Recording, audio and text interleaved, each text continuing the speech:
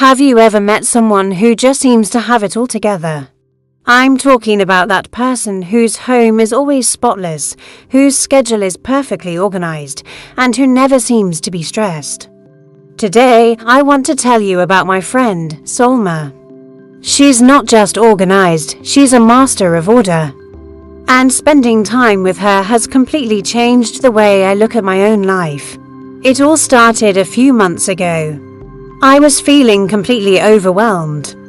My apartment was a mess, I was constantly missing deadlines, and my stress levels were through the roof. I felt like I was drowning in chaos.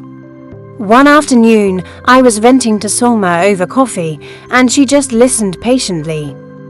When I finally ran out of things to complain about, she smiled and said, "Why don't you come over to my place this weekend? Maybe a change of scenery will help." I agreed, not expecting much. I figured her place would be neat, but what I saw when I walked in that Saturday morning left me speechless. Her apartment wasn't just clean, it was serene. Everything had a designated spot. The books on her shelves were arranged by color, creating a beautiful rainbow effect. Her kitchen counters were completely clear, except for a single, elegant orchid. It felt less like a home and more like a sanctuary. I asked her, "Salma, how do you do it? Do you ever just have a pile of mail on your table or clothes on a chair?"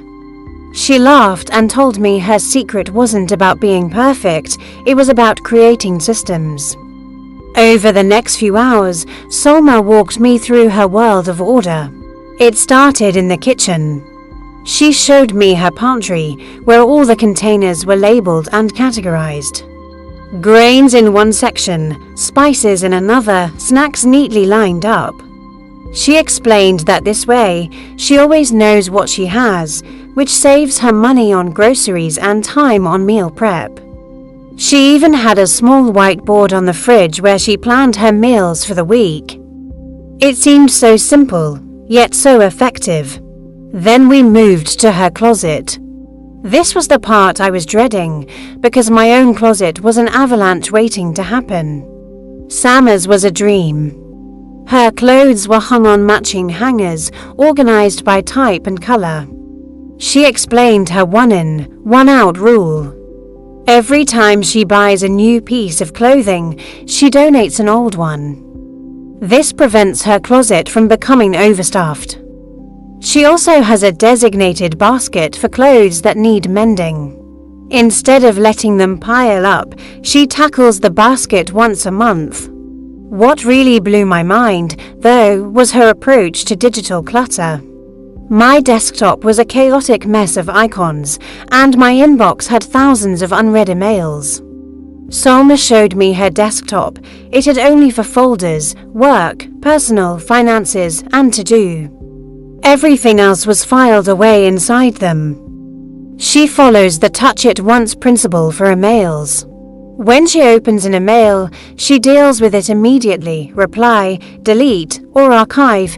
She sets aside specific times each day to check her email, rather than letting it constantly interrupt her.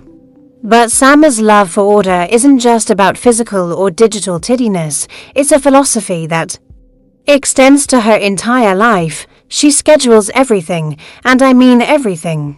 She has blocks of time for work, exercise, socializing, and even do-nothing time. She explained that by giving every hour a purpose, she feels more in control and less rushed. She uses a digital calendar and a physical planner to keep track of it all. Seeing her color-coded weekly schedule was like looking at a piece of art. She told me that creating order isn't about restriction, it's about freedom.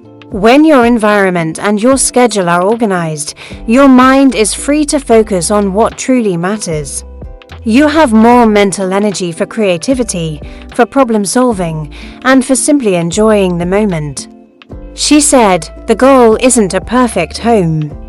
The goal is a peaceful mind." That really hit home for me. I had been so focused on the external mess that I hadn't realized how much it was contributing to my internal chaos. Inspired by Salma, I decided to make a change. I didn't try to transform my entire life overnight. That would have been too overwhelming. I started small, just like she advised. My first project was the junk drawer in my kitchen. It took me an hour, but when I was done, it was a thing of beauty. Every item had a home. It was a small victory, but it felt amazing. Next, I tackled my closet. I spent a whole weekend sorting through my clothes, using Salma's one-in, one-out idea as my guide. I donated 3 huge bags of clothes that I hadn't worn in years. It was liberating. Then I started organizing my digital life. I created a folder system for my files and unsubscribed from dozens of newsletters that were cluttering my inbox. The biggest change, however, came from scheduling my time. I started planning my days the night before. I set specific work hours and made sure to schedule breaks. I even scheduled time for hobbies and relaxation. At first, it felt rigid. But soon I noticed a huge difference. I was more productive, less stressed. And I actually had more free time because I was using my time more intentionally. It's been a few months now, and while my apartment might not be as pristine as Salma's, my life is infinitely more orderly. I no longer feel like I'm constantly fighting a losing battle against chaos. I've learned that order isn't about being a neat freak. It's about creating systems that support the life you want to live. It's about being intentional with your space, your time, and your energy. Salma taught me that anyone can bring more order into their life. You just have to start small, be consistent, and find what works for you. Maybe for you, it's making your bed every morning. Maybe it's clearing your kitchen counters before you go to sleep.